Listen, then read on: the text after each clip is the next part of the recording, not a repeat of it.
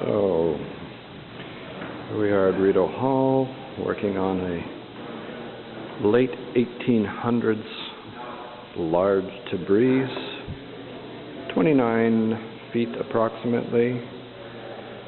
And what we're doing is replacing damaged and missing side areas.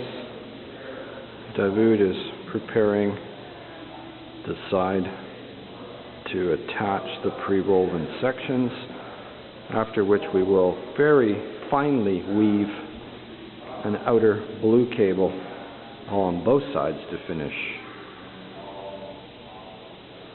All in all, a very interesting project and extremely necessary. You can see the woven section uncut, which we will trim later to match the rug exactly. Just going to bring you down and show what that looks like. This is a section that's complete.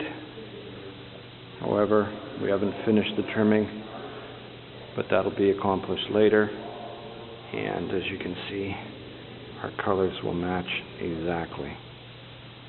This does not have the outer cable on yet. All in all, it's going well. Hi, Davoud. Hi.